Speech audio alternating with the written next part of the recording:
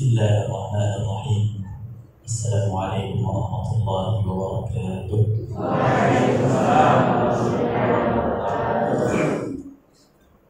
Subhanallah walhamdulillah wa la ilaha illallah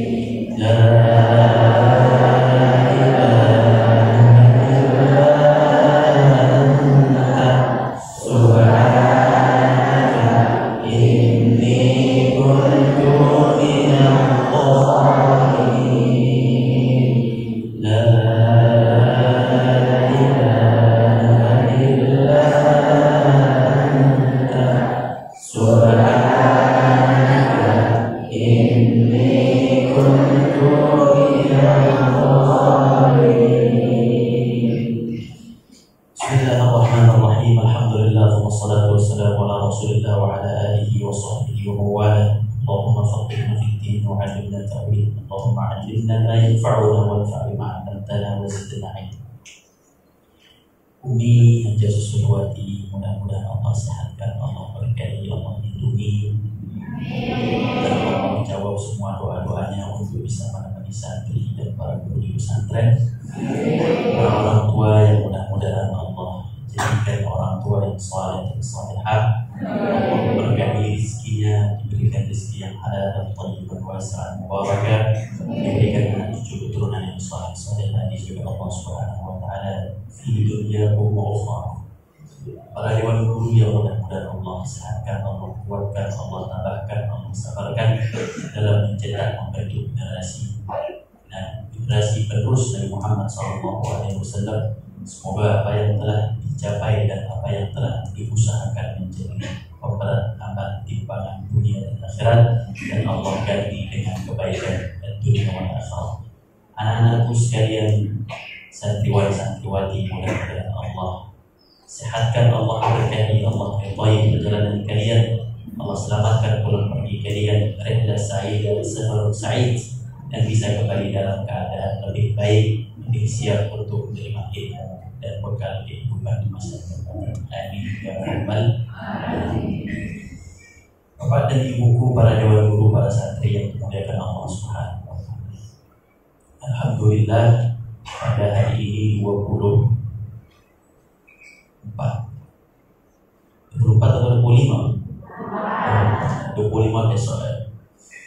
Tanggal 24 Desember, dan dari seminggu yang lalu santri itu yang ingat itu cuma tanggal 24 aja. Gak ada yang lain, pokoknya tanggal 24 aja sih. Dan semalam itu saya kasih kuliah tiket setelah maghrib itu, saya secara pribadi merasakan ketika masuk masjid ada santri itu kayak mau lebaran. Akhirnya kita takbir semangatnya, karena saya merasa wajahnya tuh wajah lebaran, saking bahagianya.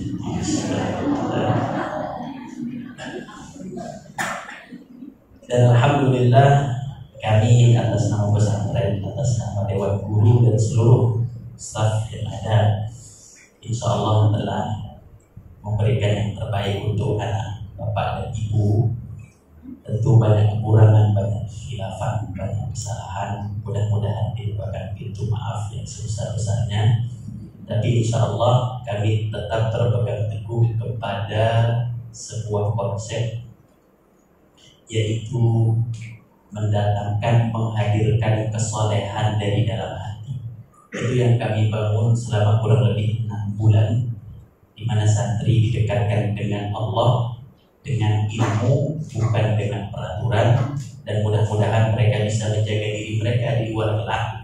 Karena memang yang paling mahal sebenarnya saat ini adalah bukan bagaimana orang itu menjadi apa ke depan, tapi meyakinkan dia tetap istiqomah dan benar sampai hari meninggalnya. Itu yang paling mahal. Bisa jadi saat ini dia baik, tapi ketika di luar, ketika lulus bertemu dengan teman yang tidak baik, akhirnya berubah. Mohon maaf bahwa bisa berakibat kepada pemurtadan. Bisa terjadi. Siapa yang menjamin ketika orang tua meninggal, anaknya masih muslim? Gak ada yang jamin. Toh anak Nabi juga akhirnya adalah meninggal dalam keadaan kafir. Bahkan istri Nabi yang sempat tidur dengan Nabi juga meninggal dalam keadaan kafir. Maka yang paling penting untuk saat ini adalah pembekalan jiwa dan pembekalan rohani. Maka nanti Bapak Ibuku ketika nanti mengambil surat jalan, saya sudah buat sebuah namanya liburan bermanfaat, formulir. Itu wajib diisi oleh para santri. Ada 3 hal. Yang pertama adalah santri wajib untuk menghadiri kajian offline di rumah masing-masing dengan tempat majelis taklim masing-masing seminggu sekali. Nanti silakan dilihat formnya. Yang liburnya 2 minggu berarti 2 minggu. Maaf, 2 minggu berarti 2 kali. Yang liburnya 1 minggu berarti 1 kali. Kemudian yang kedua, saya yakin Bapak Ibuku pasti sudah menyiapkan apple dari jauh. Ini apple dari jauh kan? Ini bukan apple ya.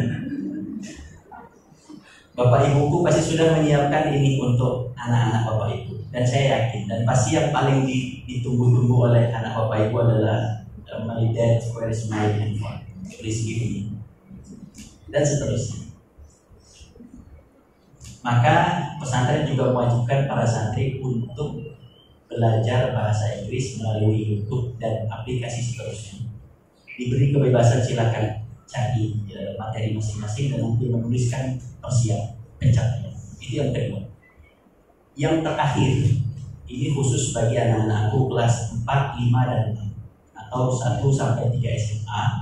Anak-anakku semuanya wajib untuk mengajar, dan di situ sudah ada materinya, tinggal pilih. Ada iqra, ada tilawah Quran, ada kajian Islam, ada tadabbur Quran. Nanti yang punya adik, yang punya kakak, yang punya saudara, yang punya tetangga, keponakan dan seterusnya, mereka wajib untuk mengajar. Walaupun mungkin seminggu cuma 2 kali, seminggu cuma sekali, tidak menjadi masalah. Tapi itu bagian dari menanamkan visi-misi pondok untuk bermanfaat bagi umat. Saya sangat yakin sekali, dan saya tidak pernah ragu dengan lulusan yang memang lulus dari Al-Hijr. Sebagaimana kami di sini tidak pernah ragu dengan untuk mendirikan pondok dan serius untuk melahirkan generasi, kami pun tidak pernah ragu dengan lulusan yang akan keluar dari Al-Hijr. Maka oleh karena itu, khususnya anak-anak kelas 4, 5, 6 yang sudah dibekali luar biasa, banyak sekali ilmu yang sudah dibekali, akhlak, praktek dan seterusnya. Sampai-sampai ketika saya buat soal, mungkin beberapa kali kan di-share di grup Dewan Guru. Ketika saya bikin soal, kemudian di grup wali santri, ketika saya bikin soal, kemudian soal-soal itu saya limpahkan kepada teman-teman saya yang mungkin pendidikannya cukup tinggi. Mereka berpendapat bahwa Ustaz, ini antum beneran di pondok antum ini serem juga ya pertanyaan. Adalah kita begini, dan kita tidak pernah bermain-main dalam melahirkan generasi. Sampai ada seorang syekh bertanya juga, Itu gimana tuh pertanyaan begitu? Ada salah satu pertanyaan dan itu sudah saya bahas malam di orang tersebut. Maka oleh karena itu Bapak dan Ibu, itulah kemampuan kami. Mohon maaf jika nanti tentu banyak kesalahan dan kesalahan. Bapak dan Ibuku yang dirahmati Allah Subhanahu wa Ta'ala, ada beberapa pesan yang ingin saya sampaikan pada hari ini. Pertama, ketika anak-anak pulang, kita ada anak-anak dari luar Jawa yang jumlahnya tidak sedikit dan mereka mungkin akan menginap di rumah Bapak Ibu. Pertama, mereka sudah dibekali adab untuk menginap, adab untuk bertamu. Kemudian yang kedua, mereka menginap tidak lebih dari 3 hari. Tidak lebih dari 3 hari, tidak lebih dari, walaupun ditambah 4 sampai 5 hari cukup. Kalau misalkan ada Bapak Ibu, enggak apa-apa Ustaz, anak santri pondok di sini saja. Saya sampaikan kita mengikuti syariat Islam, biarlah anak itu berpindah tempat. Dulu tahun-tahun sebelumnya santri-santri kita yang dari luar Jawa kita adakan kegiatan dan mereka menetap di dalam pondok ini. Ternyata itu kurang maksimal dan akhirnya mematikan sebuah fighting untuk bisa mencari pengalaman baru di luar. Maka saya sampaikan kepada para santri kita sebelum berpulangan, santri itu ketika pulang di antara kesalahannya adalah banyak ngerem di rumah. Ya Bu ya. Ya Pak, ngerem aja di rumah. Ataupun kalau mau mainnya sama temannya aja, sama teman pondoknya, nggak bisa bergaul dengan teman lain. Dan lebih banyak dengan handphonenya. Itu yang ingin saya matikan. Akhirnya saya mewajibkan para santri untuk pertama, waktu itu saya wajibkan kemarin kemana nak? Pertama ke masjid, sholatnya kalau bisa ke masjid yang pindah-pindah. Di sholat hari ini ke sini masjid, besok ke masjid depan. Dan saya sudah amanahkan kepada mereka untuk bergaul dengan orang tua yang ada di masjid, duduk di paling depan, paling depan. Kemudian kamu anggap itu adalah masjid dekat rumah kamu kenalan dengan orang sekitar. Masjidnya harus banyak. Jadi nanti ibu bapak, kamu baru masjid berapa nak? 1. Besok ke masjid kedua. Kata anaknya, ayo bapak juga. Amin. Masjid harus banyak. Itu yang pertama. Yang kedua, saya sudah amanahkan kepada para santri untuk pergi ke tempat-tempat perbelanjaan. Pasar banyak. Mungkin ada pasar tradisional, ada pasar Hindu. Kalau masuk mall, biarin aja masuk. Iya, biar dia masuk, biar dia tahu bagaimana. Bahkan saya suruh anak-anak, kamu pesan itu KFC sendiri. Gimana caranya KFC? Dan ternyata banyak santri kita coba angkat tangan belum KFC, banyak yang belum pernah KFC banyak.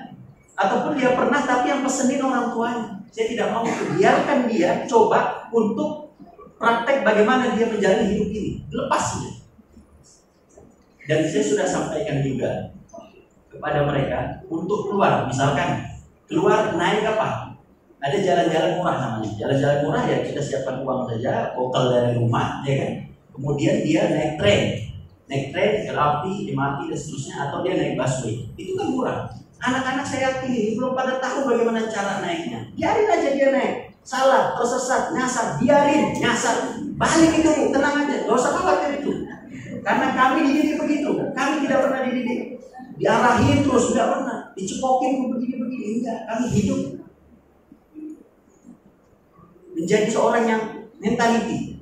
Inilah nanti yang membedakan antara singa dengan gajah. Kalau kita melihat, kita ini semua tahu bahwa singa itu adalah raja hutan. Itu semua ittifaq. Mungkin kalau ada ittifaq ulama, ijma' ulama, ya.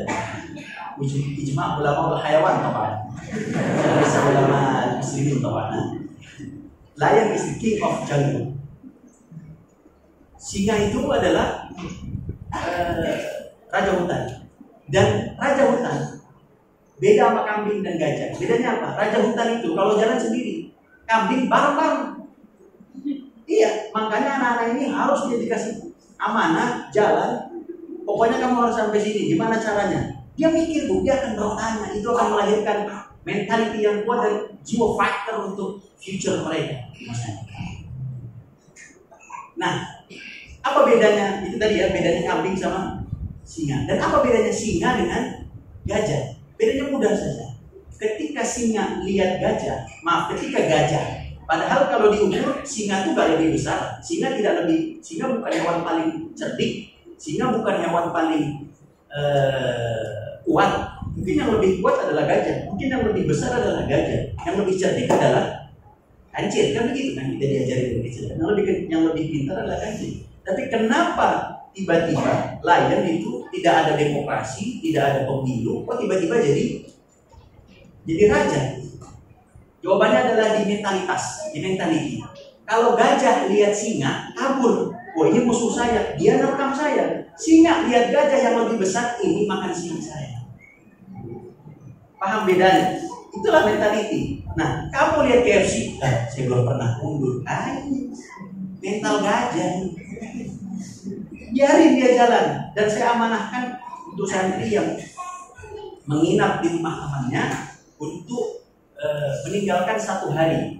Jadi santri yang menginap di rumah temannya, misalkan dia menginap 3 hari, 4 hari, tinggalkan 1 hari, biar keluarganya punya waktu dengan anaknya. Dia kemana Ustaz? Mana aja, bisa ke universitas, bisa ke sekolah-sekolah, jalan aja kemana, biarin aja. Tersesat, Nabi Muhammad tersesat dan dikembalikan oleh Allah Subhanahu wa taala dalam surat Al-Duha, wa wajadaka dhallan fahada. Itu kisahnya Nabi Muhammad tersesat di mana? Di Makkah. Akhirnya Allah kembalikan fahada, Allah kembalikan ke rumahnya. Maka itu adalah amanah saya kepada orang tua. Jika nanti anak-anak yang pulang, tolong ini diperhatikan. Yang kedua, tolong untuk jangan dikeram saja, biarkan dia bereksplor jalan. Kemudian amanah saya yang kedua kepada para wali santri adalah kita semua ini, semua santri, wali santri, kita semua dewan guru ingin yang namanya hidup dalam keadaan baik, atau diterjemahkan oleh Quran adalah hayatan thayyibah. Hayatan thayyibah. Ternyata hayatan thayyibah di dalam Al-Quran Allah Subhanahu wa taala berfirman, "Man 'amila shalihan min dzakarin aw untha wa huwa mu'min falanuhyiyannahu hayatan thayyibah." Falanuhyiyannahu hayatan thayyibah.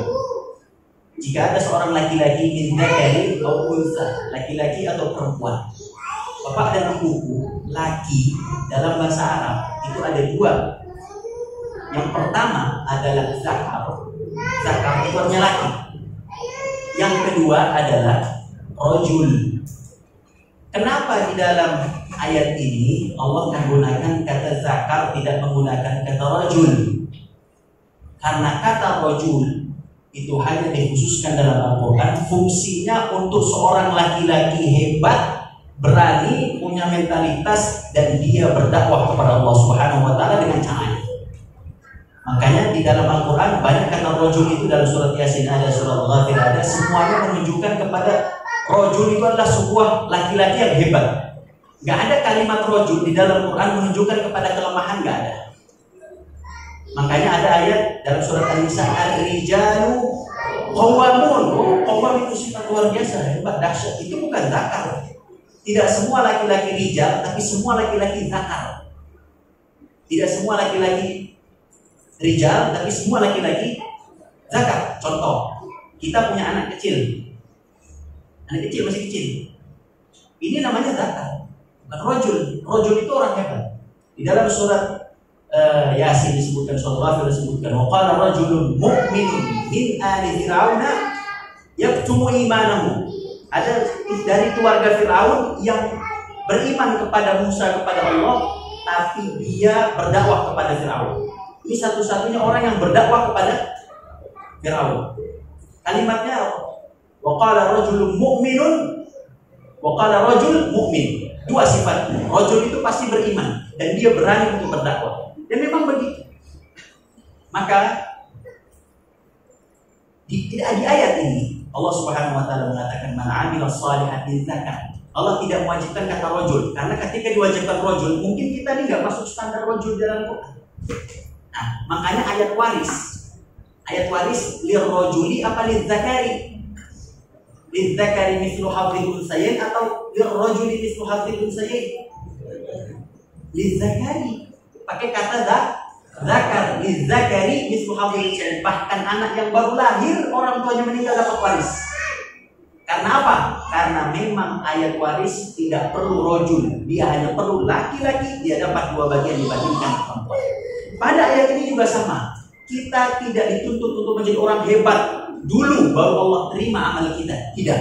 Tapi pada ayat ini adalah man 'amila shalihan min dzakar. Walaupun itu anak kecil, walaupun itu anak belum balik, walaupun itu baru balik, walaupun itu baru ngerti. Anak kemarin sore istilahnya lah, kamu ini nasihatin orang tua kamu anak kemarin sore. Bukan Pak, saya ini sedang mempraktekkan rojul, bukan zakat. Masya Allah. Amin, amin, amin, amin. Tapi dalam ayat ini, man 'amila shalihan min zakari, yang barang siapa yang melakukan amal soleh dari laki-laki maupun perempuan, kami akan jadikan kehidupannya kehidupan thayyibah, kehidupan thayyibah. Nah, bagaimana kita amilah sholihan? Ustaz, saya udah amilah sholihan kok, saya sudah sholat dan seterusnya. Nah, ini yang perlu kita garis bawahi bersama, termasuk para santri, termasuk diri saya pribadi. Allah memerintahkan dalam Al-Quran apa perintahnya? Udkhulu fis-silmi kafah. Masuklah ke dalam Islam dalam keadaan menyeluruh. Contoh, kita tidak ngaji Quran setiap hari, kita tidak menjalankan Quran. Contoh lain, kita tidak menjaga hubungan baik dengan sesama, kita tidak menjalankan hukum Quran. Jadi bagaimana mau amilah shalihat falanuhyiyannahu hayatan thayyibah? Bagaimana mau dapat hayatan thayyibah kalau kita beranggapan kita sudah sholat, kita sudah zikir, kita sudah ngaji, kita sudah cari nafkah, kita sudah cukup? Enggak. Saya kasih contoh kecil saja, yang paling kecil saja. Datang tepat waktu 9.30 itu bagian dari mengamalkan Quran. Oh iya, karena menjawab undangan muslim wajib. Dalam surat Al-Maidah ayat 1, ya ayyuhalladzina amanu aufu bil uqud. Wahai orang-orang yang beriman, taati, tunaikan akad-akad kalian. Jadi kita datang ke sini aja nih. Kita datang ke sini jam 9.30. Ada yang terlambat atau memang sengaja yang terlambat, mungkin. Mungkin ada yang terlambat karena masalah di jalan, atau mungkin dia memang sengaja. Ntar aja saya mau jam 11 saja.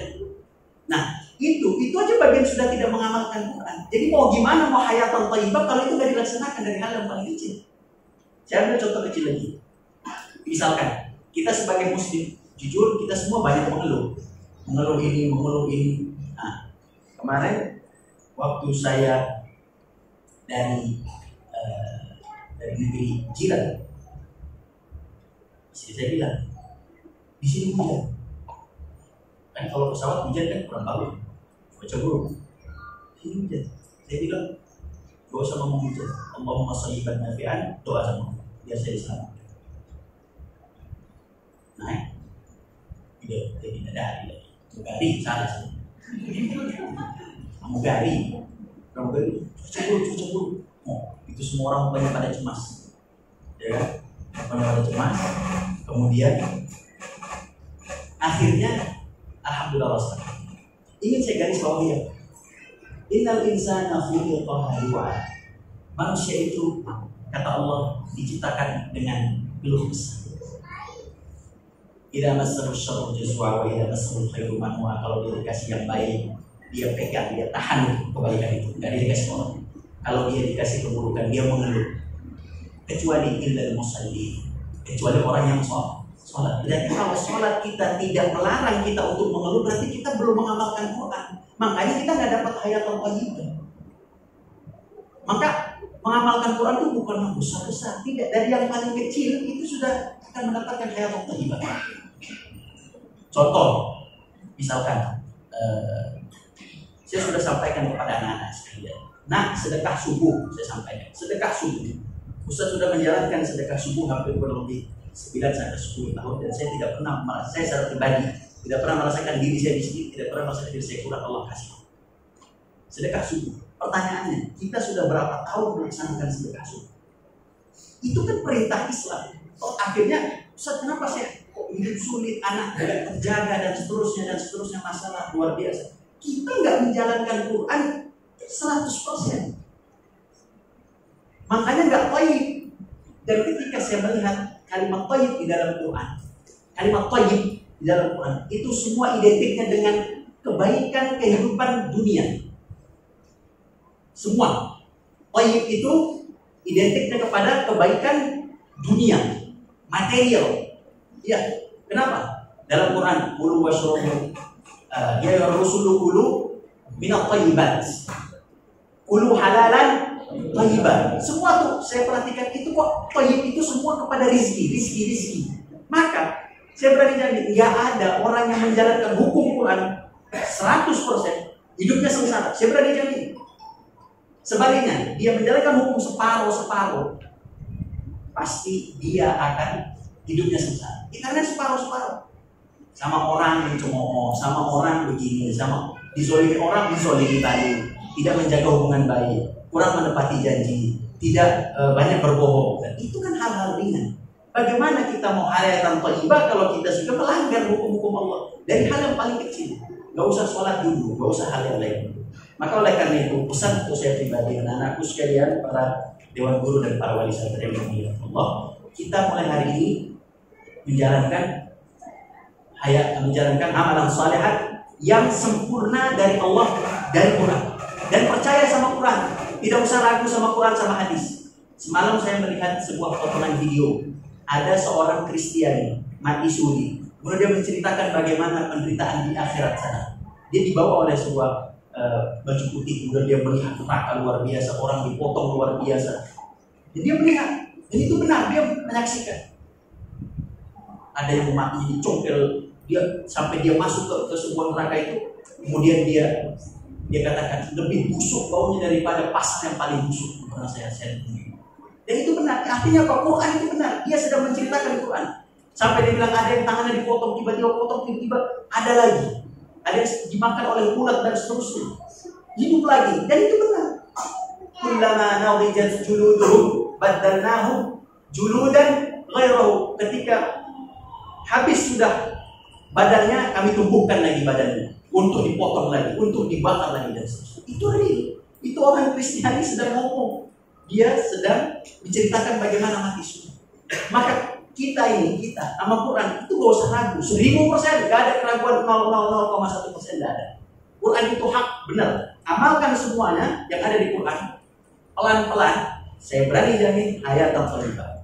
Tapi kalau setengah-setengah, ya setengah-setengah mengamalkannya, nggak akan dapat ini. Fala nuhyiyannahu. Kenapa? Karena fala nuhyiyannahu itu adalah mutaukid satu. Kemudian ada la di situ ada lam taukid, nun di ujungnya ada taukid lagi, kemudian diawali dengan fa itu artinya sesuatu yang cepat. Contoh misalkan, fulan Muhammad masuk ke masjid, summa pakai kata summa Ahmad. Jadi Muhammad masuk, summa Ahmad itu jenjangnya lama tuh, bisa 5 menit, 2 menit, bisa 5 menit, 10 menit, 1 jam, lama tuh. Tapi kalau pakai fa, dakhala masuklah Muhammad, fa Ahmad masuk Muhammad langsung. Muhammad masuk langsung Ahmad. Itu fa di dalam ilmu nahwu. Maka di dalam ayat ini, man amila shalihan, barang siapa mengamalkan saleh, fa Allah jamin. Tapi syaratnya bukan amal saleh biasa. Ini amal saleh yang semuanya berasal dari Quran dan diamalkan 100% tanpa kekurangan. Saya berani jamin hayatan thayyibah. Yang sampai saat ini belum menemukan hayatan thayyibah, kita sama-sama mengoreksi mengapa saya belum mendapatkan hayatan thayyibah, termasuk para santri. Yang terakhir, Bapak dan Ibu yang dirahmati Allah Subhanahu wa taala, kepada para santri sudah saya sampaikan untuk tidak banyak-banyak hiburan, main games. Dan alhamdulillah, wallahu a'lam.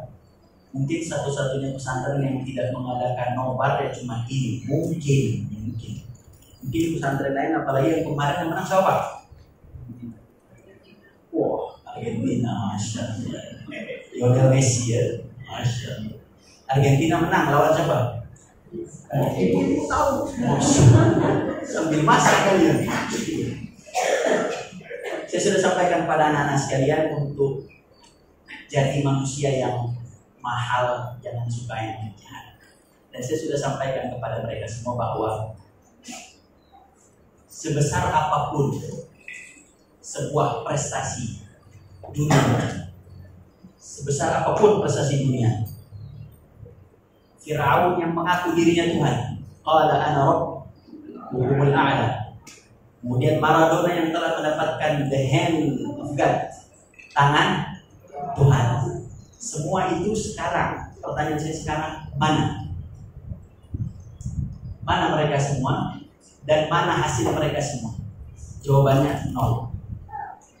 Bahkan yang mendapatkan gelar The King of Pop. Siapa The King of Pop? Siapa nak? Nah, kamu harus tahu nih, jangan cuma Islam aja tahu, dunia juga harus paham. The King of Pop siapa? Siapa nak? Siapa nak? The King of Pop. Oh, belum lahir kali ya, generasi. Michael Jackson. Nanti searching. Apa searching? Tapi bukan untuk di defense kan, hanya untuk mengetahui. The King of Dangdut siapa? The Queen of Dangdut. The Queen. Siapa Queennya? Sekarang saya tanya, mereka yang semua dapat gelar-gelar tertinggi, ya kan? Itu gelar tertinggi, nggak ada lagi gelar setelah itu. The King, the Queen, apalagi ana rabbukumul a'la, the head of God. Pertanyaan saya, itu semua mana hasilnya?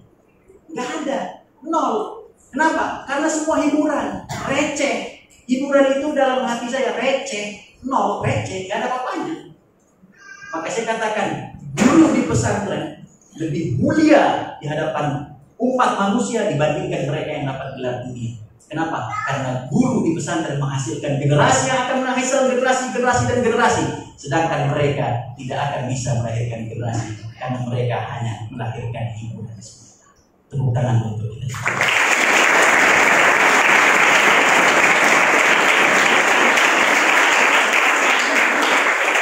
Maka oleh karena itu Bapak dan Ibu, anak-anak ini insya Allah sudah termotivasi untuk cinta kepada ilmu. Dan mungkin yang terakhir, saya dapat informasi dari yang akhwat. Dari akhwat itu kalau kadang kelas 5-6 itu diperbantukan untuk punya life skill.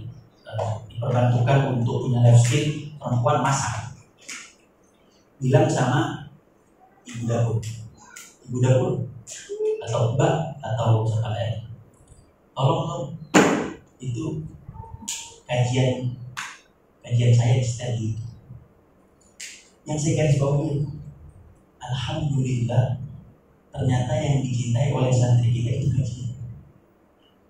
Bukan dia cinta sama gurunya, bukan itu yang saya ambil. Poinnya adalah bagaimana ketika dia sedang ingin mengiris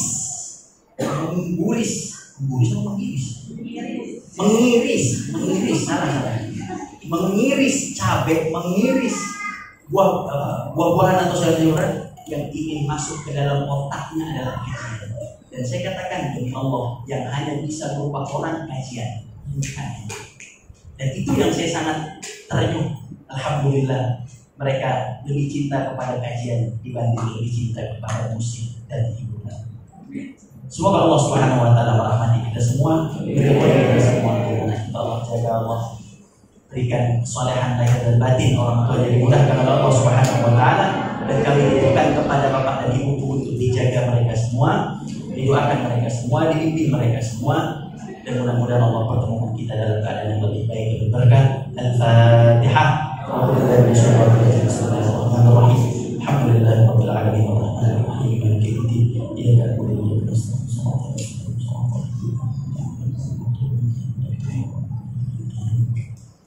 Bismillahirrahmanirrahim. Alhamdulillahirabbil alamin wassalatu wassalamu ala asyrofil anbiya'i wal mursalin sayyidina Muhammad wa ala alihi wa sahbihi wasallam. La ilaha illa anta subhanaka inna kunna minadh dhalimin. La ilaha illa anta subhanaka inna kunna minadh dhalimin.